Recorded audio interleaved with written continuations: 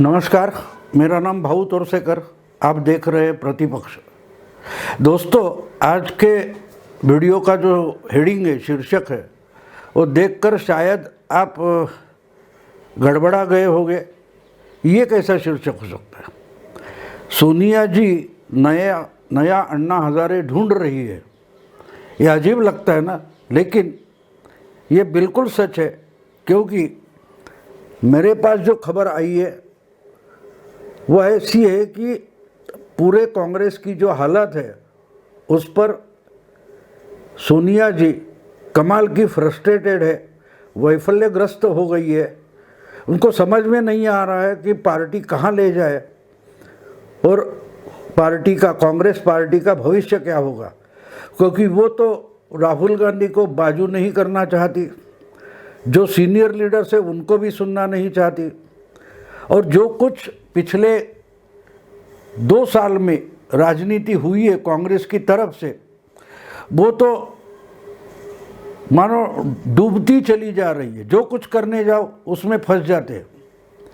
आपको याद होगा, पिछले साल 2020 के अगस्त में कांग्रेस के बहुत सारे सीनियर लीडर्स ने, जो अंतरिम अध्यक्षा है सोनिया जी, उनको खत लिखा था कि भाई पार्टी को कोई परमानेंट फुल टाइम अध्यक्ष होना चाहिए।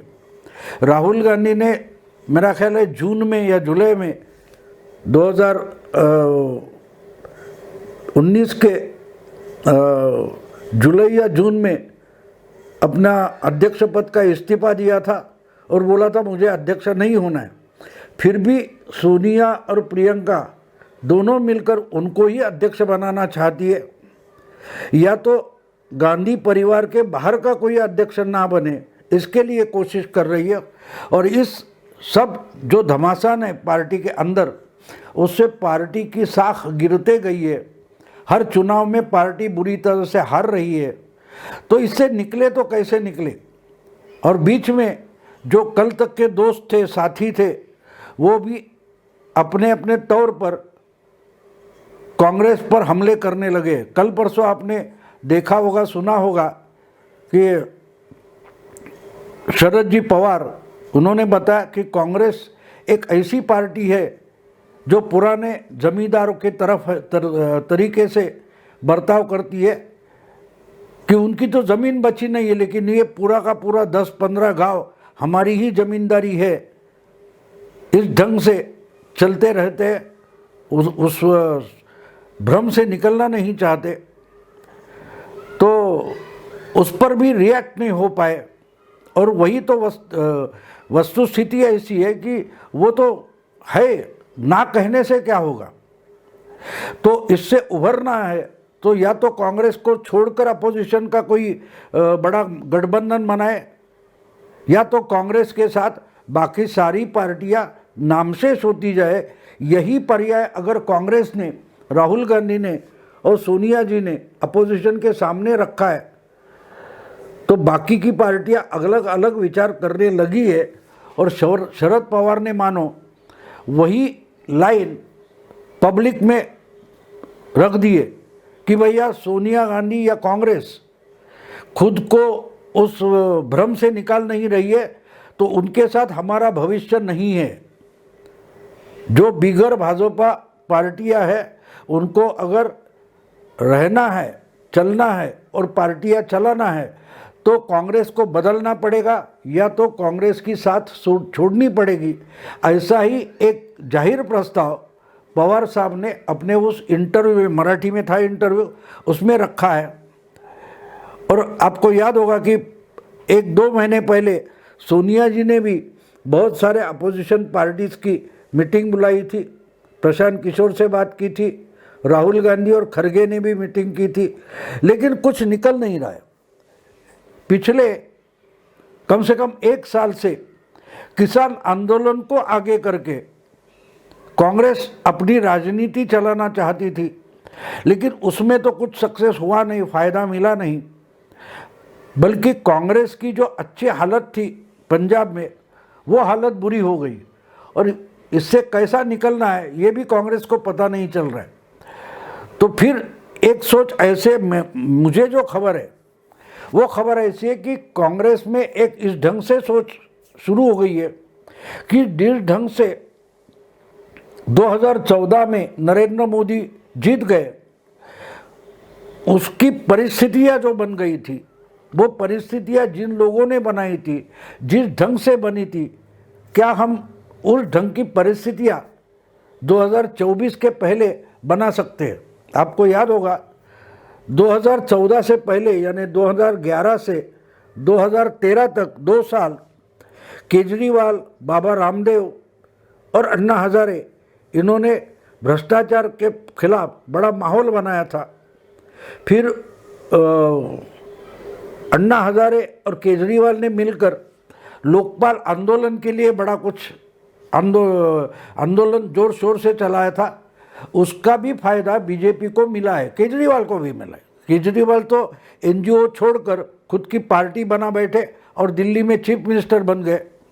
अन्ना हजारे वापस गांव चले गए अपने, और लेकिन उन्होंने जो प्लेटफॉर्म बना दिया भ्रष्टाचार के खिलाफ, एक जनमत बना दिया, पब्लिक परसेप्शन बना दिया कि बस जब तक कांग्रेस और यूपीए है तब तक इस देश का कोई भविष्य है नहीं। किसी भी तौर से, किसी भी तरीके से यूपीए और कांग्रेस के सरकार को हराना पड़ेगा। ये परसेप्शन बनाने में बड़ी भूमिका अगर किसने निभाई तो उनका नाम अन्ना हजारे, अरविंद केजरीवाल और रामदेव बाबा है। सोनिया जी और राहुल मिलकर शायद वही सोच रहे थे कि हम किसान आंदोलन को आगे करें तो मोदी सरकार के खिलाफ वो माहौल बन सकता है जो 2011 और 12 और 13 में बन गया था। लेकिन बात ये थी कि वो तो पूरे के पूरे अलग थे। बीजेपी ने शायद अन्ना आंदोलन को या रामदेव को मदद की थी, लेकिन उनकी पॉलिसी बीजेपी ने नहीं बनाई थी। और जब ये आंदोलन चल रहा था उस वक्त तो मोदी और शाह राष्ट्रीय राजनीति के क्षितिज पर कहीं भी नहीं थे। वो आंदोलन एक तरीके से उत्स्फूर्त था। शायद आरएसएस ने, बीजेपी ने थोड़ी बहुत उनको मदद की होगी, लेकिन उस आंदोलन की आइडिया आरएसएस से या बीजेपी से निकलकर नहीं आई थी। ये लोग अपने अपने तरीके से, कुछ एनजीओज सरकार के खिलाफ अपने अपने डिमांड के लिए आंदोलन छेड़ बैठे थे। हाँ, बीजेपी ने उसने योगदान दिया, उनको ताकत देने की कोशिश की, लेकिन रामदेव हो या अन्ना हजारे का आंदोलन हो, उसको अपने हाथ लेकर उसकी लीडरशिप करने की कोशिश बीजेपी ने या आरएसएस ने कभी भी नहीं की थी। और इसीलिए उसमें लेफ्ट पार्टियां, बाकी की पार्टियां सब जाके मिल गई थी।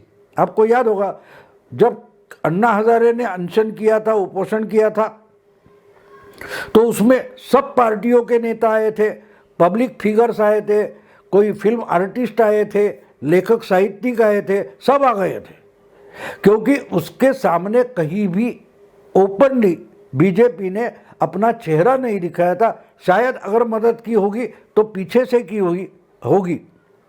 और लेकिन जब ये बन गया माहौल, जब ऐसा माहौल बन जाता है तो उसका फायदा उठाने वाला कोई ऑर्गेनाइजेशन और लीडर होना चाहिए।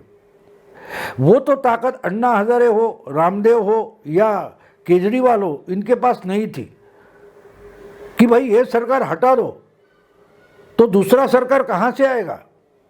वो सरकार लाने के लिए अच्छा पॉलिटिकल लीडर लगता है, स्ट्रांग पॉलिटिकल लीडर लगता है, और कोई तगड़ा ऑर्गेनाइजेशन होना चाहिए।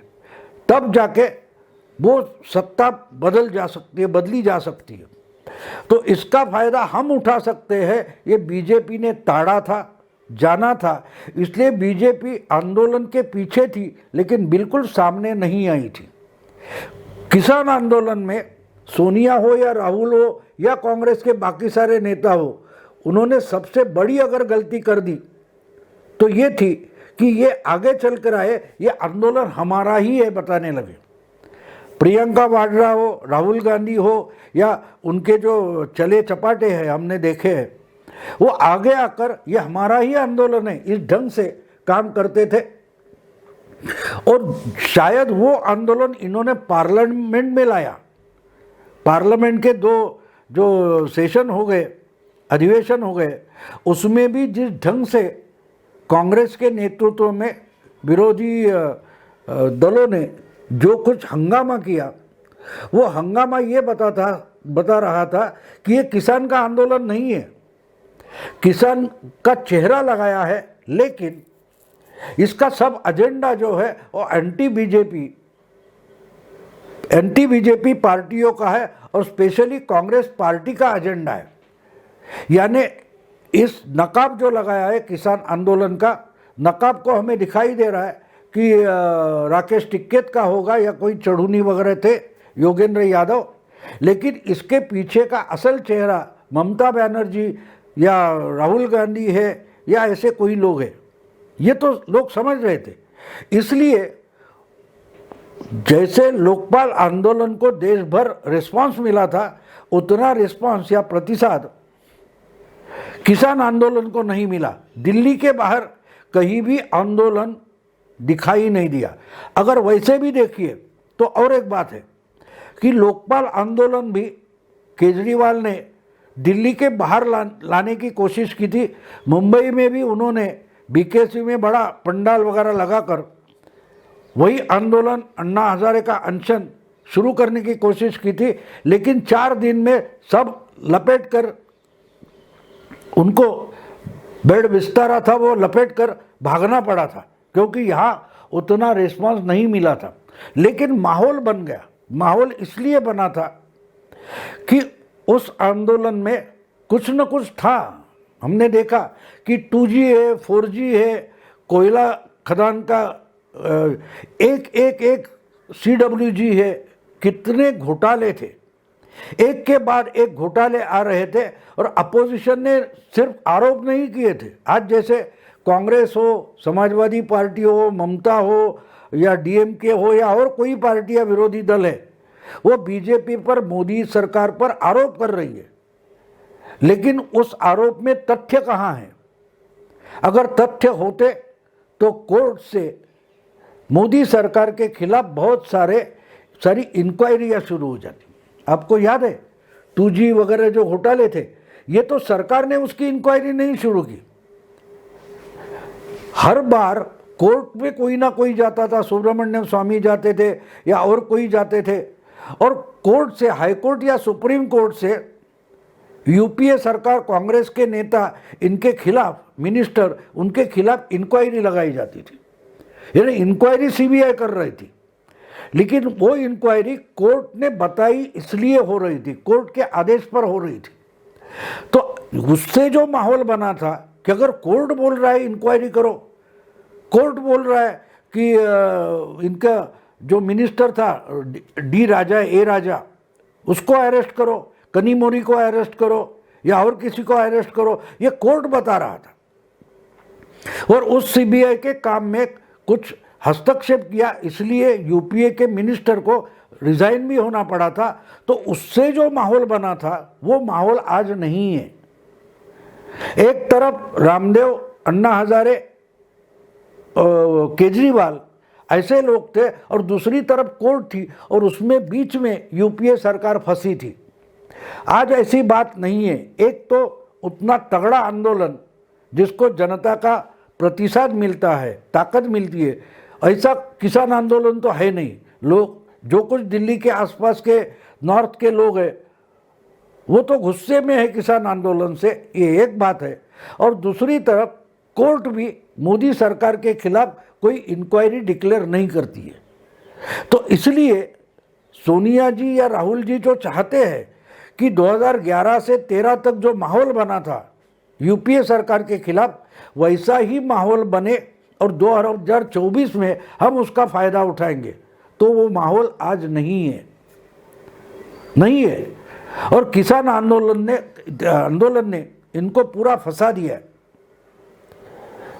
है। तो ये हैरान है कि अभी करे तो क्या करे।